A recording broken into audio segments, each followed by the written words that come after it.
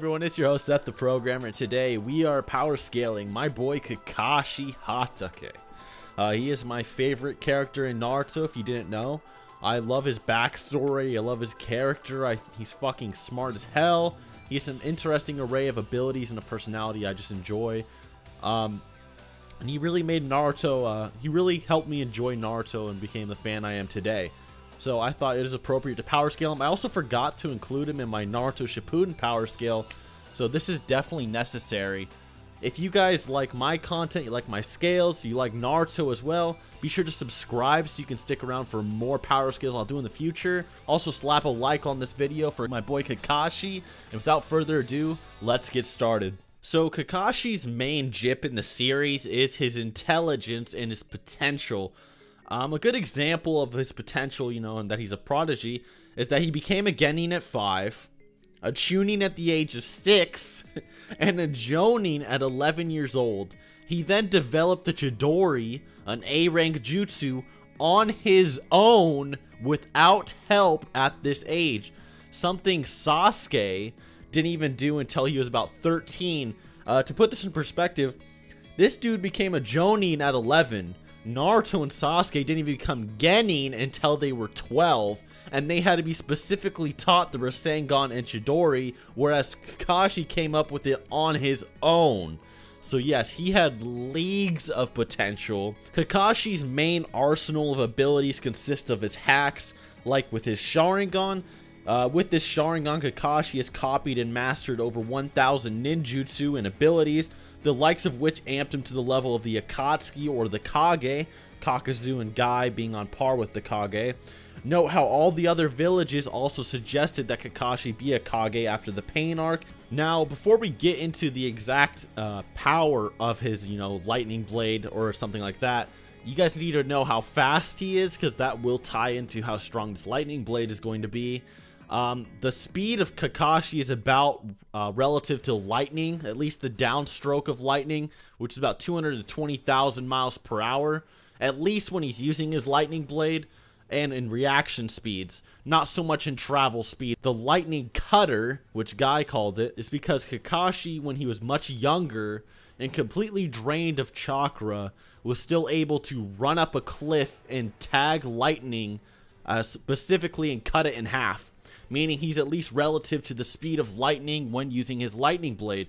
This explains why it's extremely hard for people to use the lightning blade without having a Sharingan to perceive the events around them. And yes, this does make sense scaling wise, because Kakashi is later shown fighting the likes of Obito, the tailed Pain Beast, and all that kind of stuff, who are at least lightning speed, scaling off of Itachi. Itachi being the guy that was able to react to a lightning amp jutsu that's probably way faster than lightning because it was like chakra enhanced. So yes, it does make sense for him to be at least lightning level with his Chidori. Now the thing about the Chidori is that the Chidori by itself, or you can call it the lightning blade, it doesn't actually matter. It's just two different names. But the Chidori on contact can actually blow holes in like walls or in water towers. And even if you just said that like the basic Chidori on contact was just like wall level at like 5 kilojoules or 0.005 tons of force, you magnify that wall level force by the speed of lightning, 220,000 miles per hour, and you get about 1.1 million kilojoules of force to 1.1 thousand tons of force. Okay, and to give you a perspective about what 1,100 tons of force looks like, it'd be about 200 elephants condensed into your hand, running at the speed of lightning.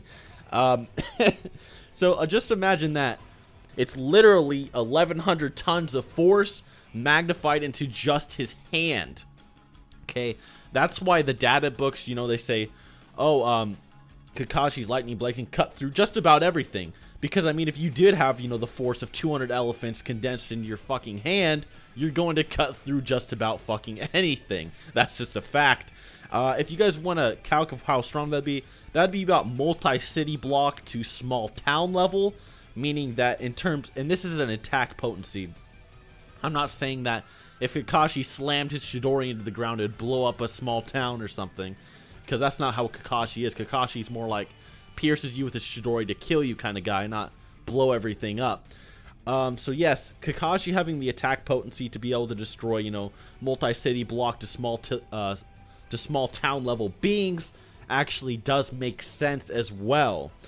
Even if you downplayed, you know, Kakashi saying, oh, he's only half the speed of lightning or something like that, even though he's able to tag, you know, Obito and stuff like that, it would still be about 550 tons of force, which is still multi-city block levels.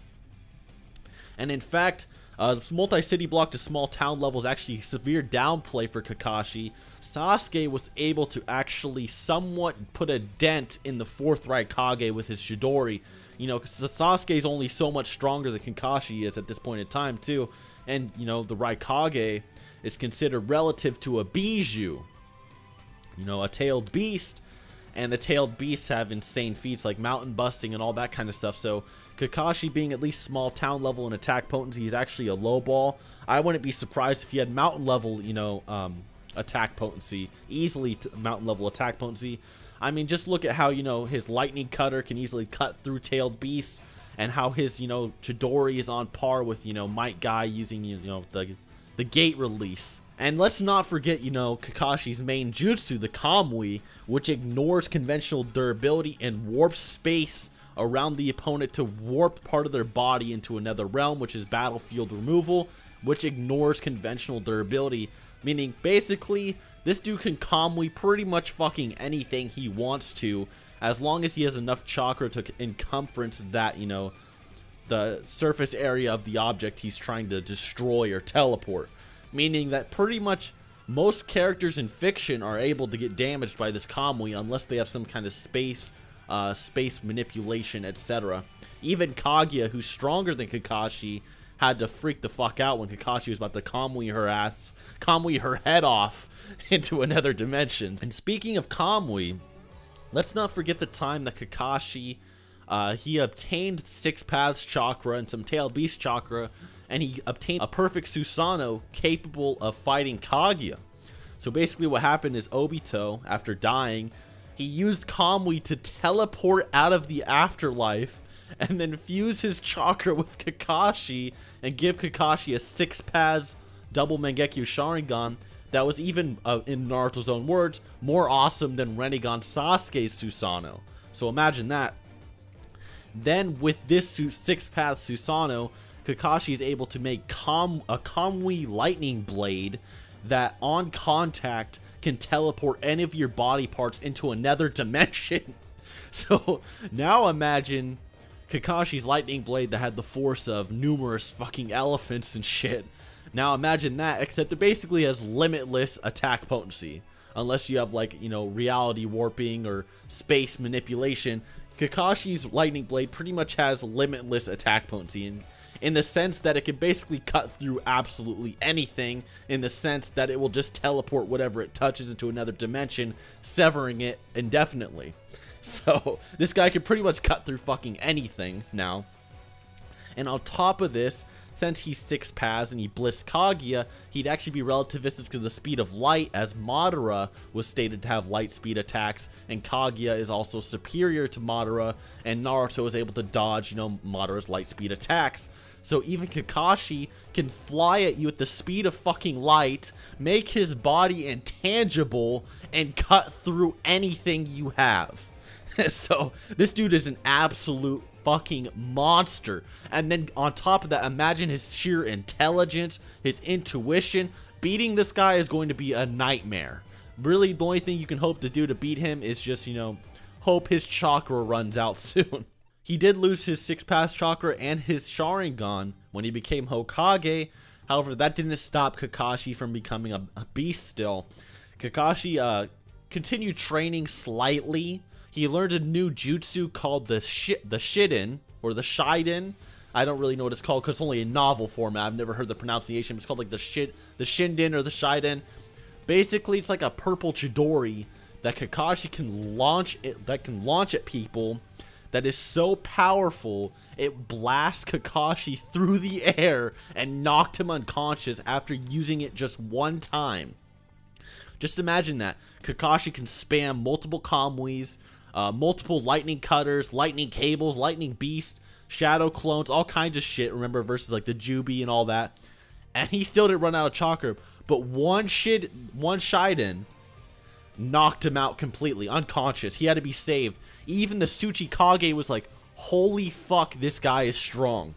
Okay, and he's seen Madara, he's seen all these crazy jutsus from the Ten Tails, and he was still impressed by Kakashi's new jutsu. So Kakashi, honestly, even as Hokage without his Sharingan, is probably just as strong as fucking ever. The only difference being he just doesn't have the Sharingan's, you know, reaction abilities pretty much, right? But he has this new ultimate jutsu that's insanely powerful, so just stop underestimating him. He's still honestly a monster. He's still the same character, just has better jutsu and less reaction time. Anyways, guys, hope you enjoyed this analysis of my favorite Naruto character. If you enjoyed the video, please leave a like on it. Really appreciate it. Hope you learned something, and till next time.